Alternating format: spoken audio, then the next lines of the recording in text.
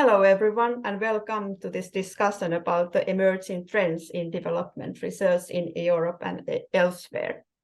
I have a pleasure to have Professor Henning Melber to discuss with me. My name is Tiina Kontinen, and I'm from the University of Jyväskylä from Finland.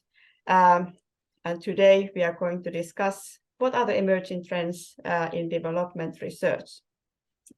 Henning Melber is the president of the European Association for Development Research and Training Institutes, EADI, and research associate in the Nordic Africa Institute in Uppsala, Sweden. He is an editor or co-editor of over 50 books and author of over, 250 articles. We have stopped counting by now. And he has also very particular history with Africa. So I would like to invite Professor Melber to tell something about yourself. How would you like to introduce yourself to our African audience? Thank you, Tiina, or rather Kitos in your language, and Karibu to everyone listening in East Africa. I feel very honored by the privilege to share some thoughts with you, and I hope it trigger some fruitful deliberations, which I'm sure you also will have without my inputs. As Tiina mentioned, while my dialect betrays me that I'm of German origin, I grew up in Namibia at a time when it was still a white settler colony. And since I considered Namibia as my home, I decided to join the anti-colonial movement in 1974. That was at a time where it was not considered to be opportunistic to change the sides, so to say. As a result, I was exiled, had to live in Germany, and I returned at independence to Namibia. I was heading a local think tank, offering policy advice to the new independent government, and got into some conflict with my comrades over what I would dub the limits to liberation. I very strongly felt that we did not live up to the values we promised, because the majority of the people in Namibia today remain poor and marginalized as they were before. That doesn't mean we haven't achieved anything, but we haven't achieved enough. And that actually leads, of course, also to the core of what is development. It's more than national sovereignty. What are we doing with national sovereignty? And I will come to that in a moment, just to explain why I'm now sitting in Uppsala, entering that conversation. By the end of the 1990s, I became very critical of the limits to liberation. And that was the situation where the Nordic Africa Institute in Uppsala was looking for a research director, and they invited me to apply. So it offered me an opportunity to start a new chapter in life when I was about to turn 50, and I accepted that offer. And since 20 plus years, I'm living with my family in Sweden, remain Namibian at heart, remain also visibly present in Namibia, much to the annoyance of my comrades who have never kicked me out of SWAPO. I'm speaking as a card-bearing SWAPO member. And so I'm having multiple hats, so to say, which also relate to the concept of development and identities in the plural. I'm the first one, based on my individual experiences, to be convinced with what most of you or all of you experience daily with your individual backgrounds, that there is no singular identity. There are always identities. And we always are confronted with the challenge to make choices. Which side are we on? There are certain experiences we cannot make. I will never know what it means to be Black. I will never know how it feels with my daughter, who is a person of color, because her mother is a Black Namibian. I will never know what it means to be a woman. I will never know what it means to be LGBTI. But I know that they all, based on human rights and liberties, deserve solidarity and empathy. Even if empathy might be limited with people where you do not feel their pain. That comes again back to a notion of development. Development is nothing neutral. And I guess most of you who are engaged in development and decided to choose it as a topical issue for your academic career, for your profession, did not only so because you thought, oh, that's a clever career path to make loads of money and an upward mobility where I become a professor or I become a head of a ministerial department. No, most of you, I would assume, made that decision based on your values. I would assume you fill development with certain substantive core elements. They relate to improvement of well-being in a material sense. They also improve human rights. They are based on recognition of otherness. It's basically a search to improve the living conditions of most people in the world. I say most people and not all, because we are living in skewed asymmetric power structures where wealth is unfairly distributed. And unfortunately, the minority which benefits from the wealth amassed, in most cases, with very few exceptions, has not realized that sharing parts of the wealth would be in their own best interest. That applies to a global elite and it applies to a local elite. And I'm sure whether you are in Zambia or in Tanzania or in any other country, not only on the African continent, also elsewhere, you will have numerous examples that come to your mind where the local or national or the global elite is just too stupid to realize that sharing would be in the best of their interest. So, Tiina, allow me to come back looking at what development is about. You made reference to EADI, the European Association for Development Research and Training Institutes. And I'm proud to say that EADI is a value-based association, which has European in its name because it has member institutions and individuals from Europe, but it's not Eurocentric. It has different perspectives, and they include value-based perspectives.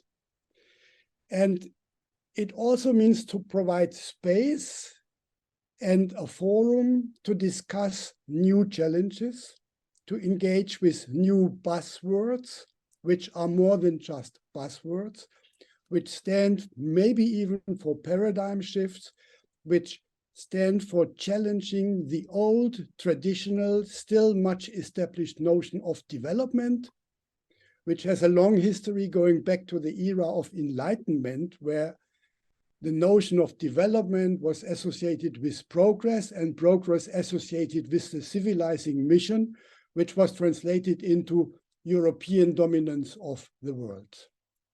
Development was understood of uplifting, in quotes, unquotes, other people in other parts of the world to the level of the Europeans.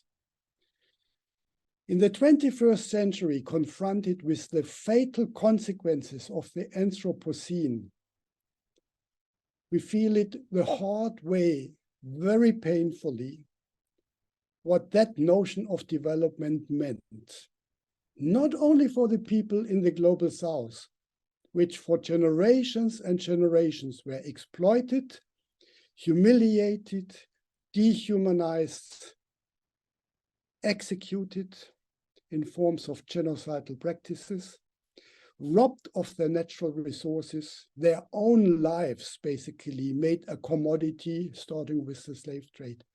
Not only for them. In the year 2022, we know we have put at risk the future of our children and their children wherever they are in the world. We have lived at the costs not only of others, but at the risk of life on Earth. So while development can be considered actually a neutral term, it was always abused with a power of definition, which applied a certain trajectory at the expense of the majority of the people in this world, but not only of people, but also nature in a wider sense. We need to address that.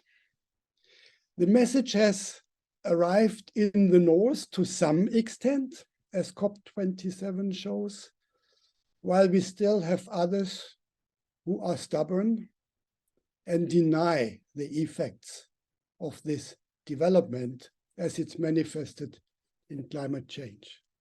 But one of the buzzwords that emerged already 20 years ago, when the writing was long at the wall, was degrowth. Finding developmental trajectories which are not based on fossil-based energies, on the way of production which creates profits and surplus, but to look into other ways how you can reproduce societies in a truly sustainable way with a long-term perspective. And concepts of indigenous people were more discussed than ever before. From Latin America, the Peruvian highlands, but also from Nepal and other places, from India. There are numerous examples, of course, also from African societies, including also philosophical notions such as Ubuntu, which is a very humanitarian approach to development. So that would be one of the issues which certainly the last 2 decades gained ground. Pluriverse and conviviality are related notions to degrowth because they are based on the awareness and the insight that there are different approaches to how best to reproduce societies and how best to recognize otherness on the shared values of all being human. There is a notion of post-developmentalism, which gained ground since the 1990s and even more dynamics since the turn of the century. Post-developmentalism, to some extent, entered a trap or a pitfalls because it created the misleading impression as if you leave development behind, post-developmentalism. Well, actually, it reinforced the notion of development, which is okay as long as you don't pretend you would not, by saying we need another understanding of development. And that brings me back to what I said earlier. Development is actually a neutral term. It's not loaded. It's just how it was filled and who applies the power of definition. And it might be one of the discussions you have in your institutions, how to go about giving meaning to the notion and concept of development, to pass on in discussions, what do we refer to when we talk about development? Another notion, which goes back to the 1960s and 1970s, but in a different context, is decoloniality.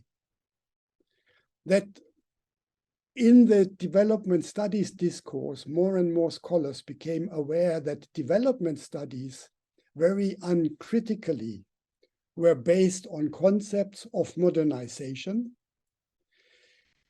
misunderstanding decolonization as passing national sovereignty from a minority regime of European colonial powers to local elites.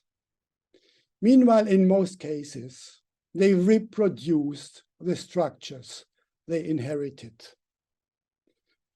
Mwalimu might have been an exception, but as you, I would assume, know better than I, he failed. Sometimes people a bit flippantly say he was maybe the only true socialist in East Africa, because he really believed in the ideas and he was serious about these ideas, despite the fact that it might be debatable if they were translated into policy in the best possible way. Because you need to convince people not based on force, but by the sake of arguments and the insights. This is where Frantz Fanon and the Wretched of the Earth, by the way, comes into the picture, because he makes constant reference to the need to mobilize the masses. And he also says in the Wretched of the Earth, if you need years to convince the people where to go to, it's a good investment. You should not save time, because that is the wrong way to do it. So decoloniality is still one of the major challenges. And I like a very flippant remark the Ugandan scholar Mahmoud Mamdani once made at a panel debate, where he said, "The only post-colonial I know is the post office."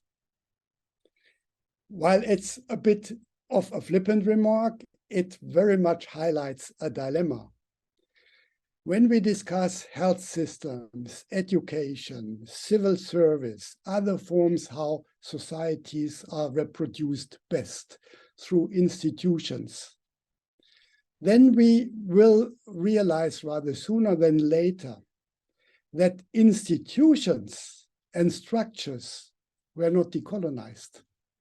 To replace one curriculum by another one, which happened all over, and then maybe by a new heroic narrative, then you reproduce a way of transferring knowledge which existed before. That's not true decolonization. That's Bankier's knowledge, as Paulo Freire called it. And this reference to Mwalimu, to Frantz Fanon, to Paulo Freire, and I could list many others, Walter Rodney in his seminal book 50 years ago, remembering us or reminding us how Europe underdeveloped Africa. All of that has been said. We are not reinventing the wheels. It's just that the time has come where we are made more aware about the needs to seriously engage and reflect. And when it comes to decoloniality, it needs to be stressed that decolonization is no metaphor, which leads me to epistemology. If you bear with me that I have 2-3 more minutes to talk about it. We have a new discourse about epistemologic injustice and the need to decolonize. That's fair enough. It can't do any harm. But again, it offers pitfalls. And you might end in a trap if you create the belief that changing names or removing monuments is decolonization. You engage with symbolism, but renaming Swaziland into Eswatini makes absolutely no difference for the people ruled by King Mswati. Absolutely no difference. They are not better off. Maybe some of them feel a little bit better in their human dignity, but when it comes to the day-to-day challenges, it makes no difference. And for the beggar who sits on a street in Johannesburg, which is renamed from Peter Retief Straat into Nelson Mandela Avenue, makes not a lot of difference if he doesn't get more money or other support in his misery. For the students at UCT who removed the Rhodes statue, it was a success, it was a victory.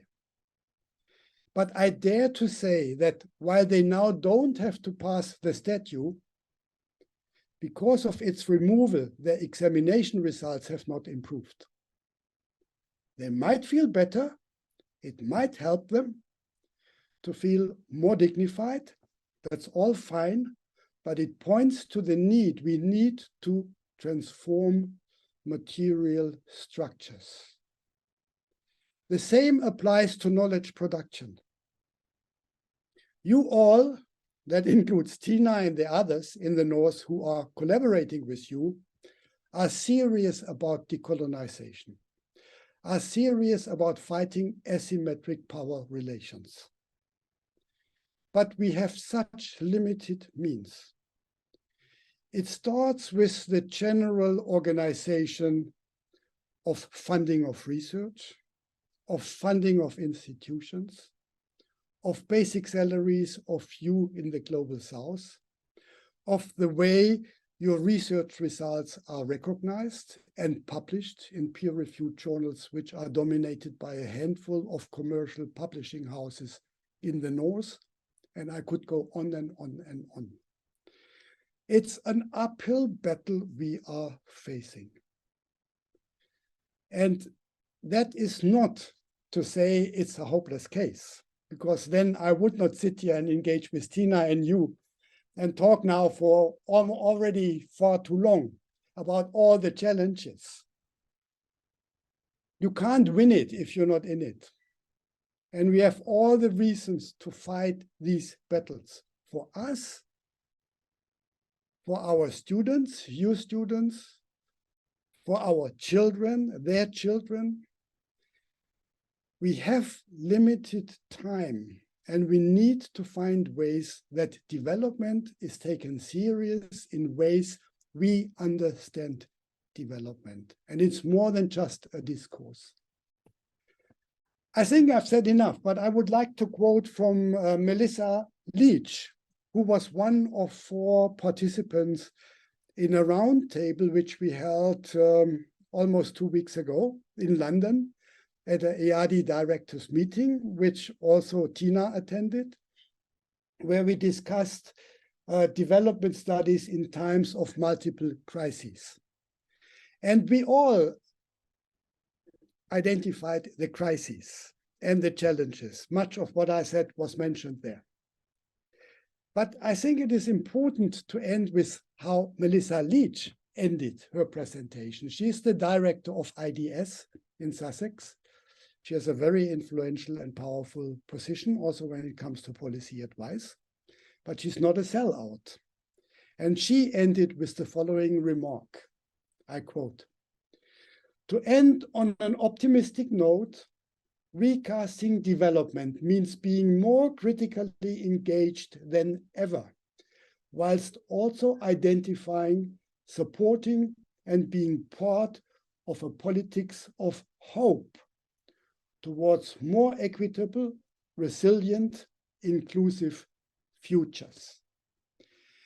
And that's offering some comfort, because it means as scholars and practitioners in development studies, we advocate hope. We try to represent a better future, ways out of the multiple crises.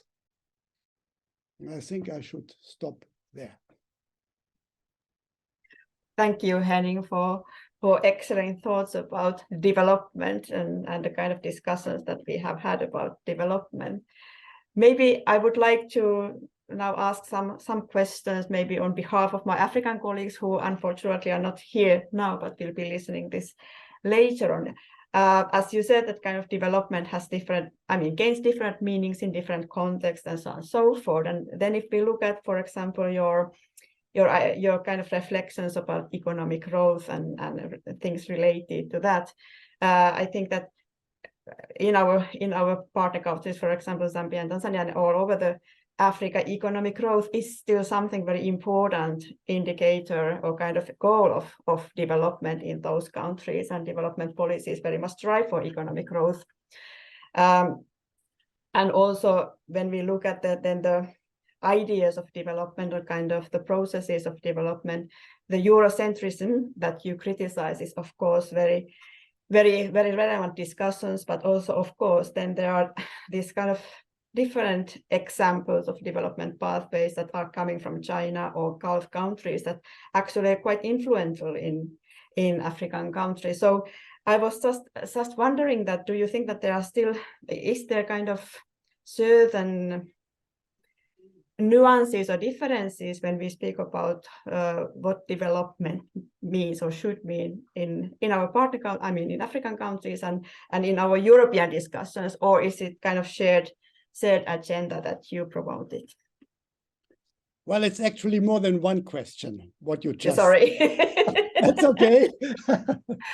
Let me start with the trend in the last 20 years to new global governance structures and a reshaping of global markets, meaning, among others, China, not only as an emergent player, but as a manifest, most important player in the world today, with other countries as well, India, Brazil, Indonesia, Turkey, the Arab Oil Emirates. So we have a multiple of actors that have changed the map in the 21st century. To be a bit provocative, I think in terms of economic relations from African perspectives, it hasn't changed a lot. There were policy changes where Europe is paying the price for being patronizing, paternalistic, and not realizing that they have to eat humble pie.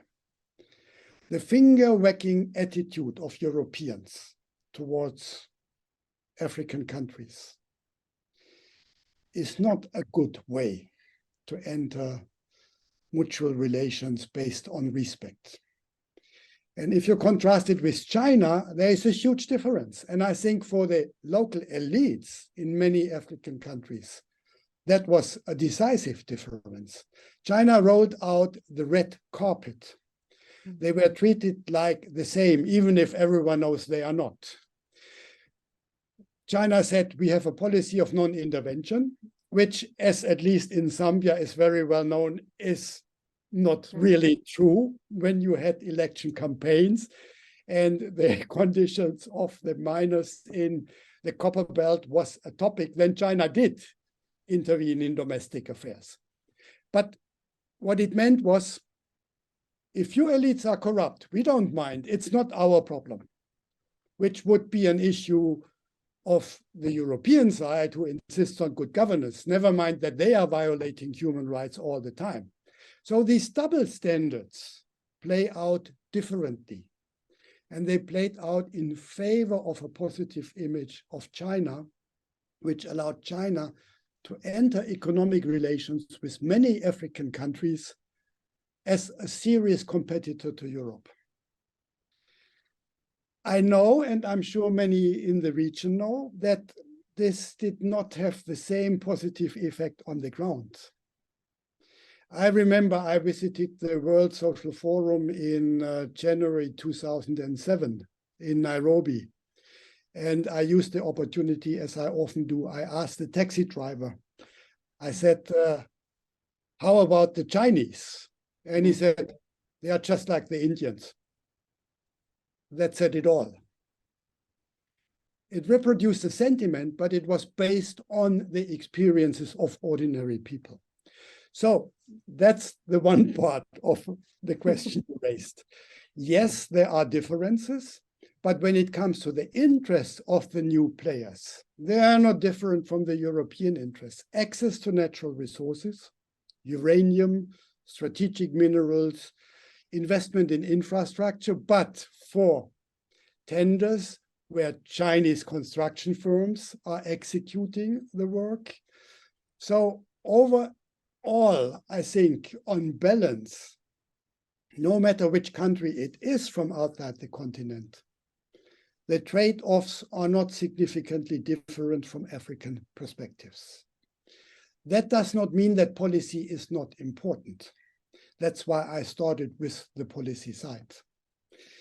It also explains, if I may use that example, why Robert Mugabe remained until the very end, after Nelson Mandela, the most popular African head of state on the continent in every survey. That didn't apply to the Zimbabweans because they knew what it meant to live under Mugabe's regime. But wherever he went outside of Zimbabwe, people celebrated him because in his finger-wagging posture, he stood up to the West and said, "Who are you, Tony Blair? Who are you, George W. Bush, to tell me about human rights while you start wars in the rest of the world?" He said the right things for the wrong reason, because he said it to say, "Leave me in peace when I violate human rights." But two wrongs doesn't make a good. But he was applauded by other people because he stood up against the Western patronizing attitudes, which relates to what people on the continent have experienced for I don't know how many generations. Being humiliated, being looked down, that resonates, and it's important. And China has realized that. I'm afraid Europe hasn't realized that. They still have a long way to go. So that was the first part. The second part is there are more pitfalls. Seems to be one of the favorite words in our conversation. Looking at COP25 and other discussions, we need to be very careful that the old trajectories of economic development are not replaced by what seems to be new trajectories, but reinforce the old structures. All the talk about hydro energy, if you have a closer look, it's a new way for the industrialized societies to access energy from other societies. So who really benefits from the technology? So one needs to really look, what are the best possible deals and who sets the tune and the conditions? Tough negotiations are required. So one needs to be very careful that we are not reproducing old structural asymmetries in a new costume. That's tough because you are confronted with a well-oiled machinery on the other side of the table. They know their business, they are well trained, and very often on the African side of the table, you have a small team which negotiates in the WTO, in the AU, in I don't know, the regional associations, in COP27, and they are totally overwhelmed by all the multiple tasks they have to face, which again is a sign of the asymmetric power relations, which have material phenomena. And that is a challenge. And it also means, coming back to development studies, how best can we approach that? And where do we find allies? Because the we-they divide is not any longer between the North and the South. In our times, the South has arrived in the North with a growing degree of destitution among people in the Northern societies, who are also victims of the same developmental trajectory. And as you know, when you look at the elites, the parasitic elites in the South, the North has arrived in the South because they are having a pact among elites. They are selling out natural resources for their own gains. The term is rent-seeking capitalism, with no trickle-down effects, with no meaningful employment creation, with no meaningful training of local expertise. So there are struggles which play out locally, but which are also global. And it reminds me of something. I quote old people, and it shows how old I am. Amilcar Cabral was in the early 1960s the leader of the PAIGC before his assassination, was in Italy asked, what is the best form of solidarity? And his answer was, the best form of solidarity is to fight the struggle in your own country. Which means there is an interlinkage. And we need to look for allies in all the countries of the world to put up a global struggle against global injustices. And that includes to challenge the resource-based developmental discourse, which tends to be reshaped and reintroduced in a new fashion, but reproducing the old inequalities. Thank you.